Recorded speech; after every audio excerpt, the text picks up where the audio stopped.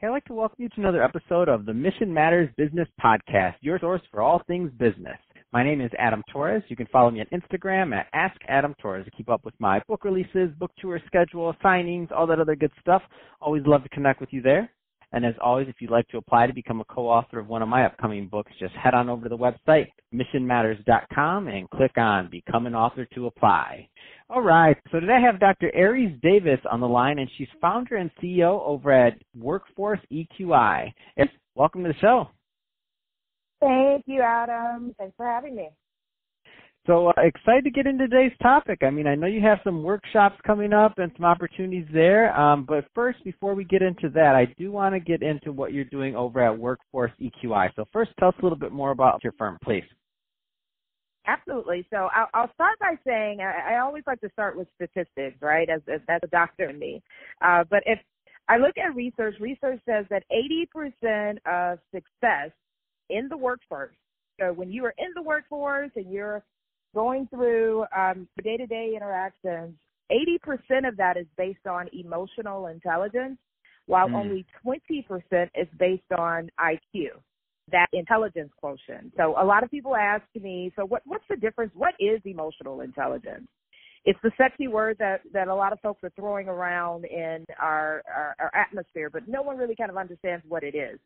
It simply means controlling the emotions of yourself and others, having that heightened sense of self-awareness, adaptability, being able to understand your emotions and how you are addressing potential issues and problems. So what I've done with Workforce EQI is I've bridged the gap between workforce readiness and emotional intelligence. How do you have success in the workforce based on your workforce capabilities coupled with your emotional intelligence?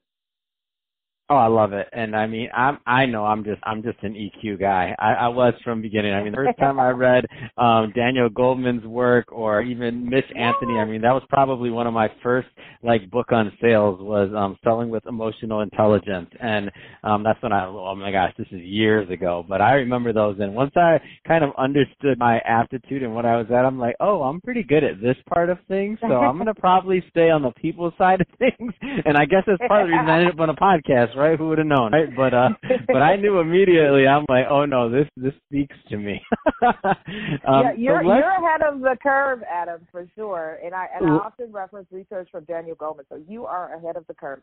Let's I don't want to assume that all of our listeners know what emotional intelligence is. So let's start with that basic primer. I think that would be helpful for them. Sure. So I'll start with Goleman's definition since you teed me up for it, but it's broadly defined as an integration of emotions with intelligence. So it is the ability to cognitively recognize, evaluate, influence, and even manage your own and also the emotions of others. I love it. And one of the things that I think makes this, for me, what made it so life-changing, really, it changed the course of everything, kind of understanding what that was, is I did get to understand myself, but then also understanding the reactions of what people were having towards me. I mean, once you can develop over time, stuff doesn't happen overnight for everybody listening. It's not like, oh, I read this book and then I changed. No, it's a process and it does take time, but when you do, or if you choose to go down this route to really develop that skill set, it does kind of become like a little bit of a superpower. Like you can really feel what's going on in the scenario on another level than maybe some others who haven't studied or made that conscious effort to go further in that direction. Indeed, and I often speak about my own personal experiences. So coming from the world of HR, I say that's how I started. Dealing with human capital, dealing with people, understanding how they engage in the workforce. It's not necessarily something that everyone has that know-how, right? It's something that over time you develop. But imagine being in a situation where your boss comes in and he or she is yelling at you and you're stoic because you don't know what to do. A heightened sense of emotional intelligence gives you the competencies and the abilities to understand how to respond in that situation. So it's some of those soft skills, I like to say, the communication, the ability to critically think and be very apt on your feet in those heightened situations, so that you're not necessarily mirroring the reaction from that person in a negative way, but you're having agility versus being passive or aggressive. You're being more agile in your response. I love it, and I like to say the ultimate duo is you pair that work with maybe a little micro expression work with a Dr. Paul Ekman, yes. and then you've created quite a being if you take the time to go down both of those rabbit holes at the same time. That I'm still stuck down, Airies, but I love it. It's fun. Let's switch it up. I want to get into your workshops and what you're doing there. So tell us a little bit more about that. So I've worked and partnered with a variety of different clients across the country, primarily in the education space and also corporate spaces. So I've partnered with institutions such as the University of Southern California, Fight On, my alma mater, of course, and some other pretty prominent organizations and institutions around a particular problem that they may have with their organizational structure or workforce. So the people in their camp may not necessarily understand some of the day-to-day that is driving the organization's success. So what do you do in those scenarios? Do you arbitrarily make a decision that impacts the entire org, or do you take some time to really kind of understand your employees and what's driving their decision? And that's a part of what I've been doing. So I have partnered with any individual and or organization around solving those problems with their workforce, in this case, human capital, aka people management, and how do you address some of those heightened levels of emotional intelligence or problems that they may be having with their talent force. That's awesome. And so what kind of feedback have you received on this? Because I always like to see what happens on the other end on these things, because I know when you go in there, it changes things. Absolutely, and I think that's the operative word, Adam, the change.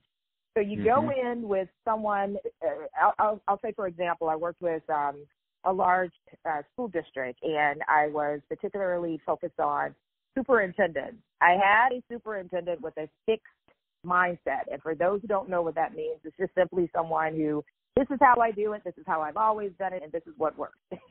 Versus changing that person's mindset, again, going back to the intelligence of it all, to a growth mindset. So how do you grow with your decision? How do you make those decisions that are a little bit more informative across all platforms, all people, human capital, talent, workforce, all of these adjectives that stand for the same? So that was so transformative that the superintendent that had the fixed mindset was able to completely transform his thought process and turn the individuals who were literally terrified of him, and this is the story, they now changed a lot of their practices, their infrastructure, to the extent that the org has gone through a complete revitalization. And now the superintendent has like these lunch and learns, these one-on-ones with teams, because he sees this as an area of growth and development. So very transformative. It takes some time sometimes, and then sometimes it's instantaneously. But that's one example most recently where there's been a direct impact from the workshop. I love it, and I mean, this is the thing, is that people like this, just for in the superintendent's defense, like he wasn't doing that intentionally. That was just, the pattern or whatever you want to call it, or the lack of, if we're being specific, emotional intelligence to the situation. But once he had that awareness, he was able to make changes, because I think we all as people want to do good work. He doesn't want people scared of him. He doesn't want that. He wants a nice, healthy workforce, and he wants people to grow. He wants people to be on board and to progress whatever their mission is, whatever they're aiming to deliver.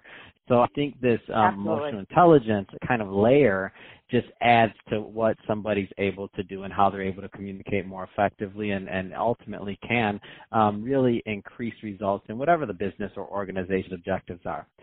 So Airies, as you know, and as you can tell, I can talk to you about this all day long, but we're about out of time. So that being said, if somebody is listening to this and they want more information or to connect, what's the best way for them to reach out?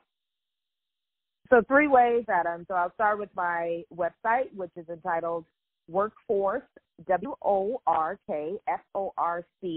capital EQI.com.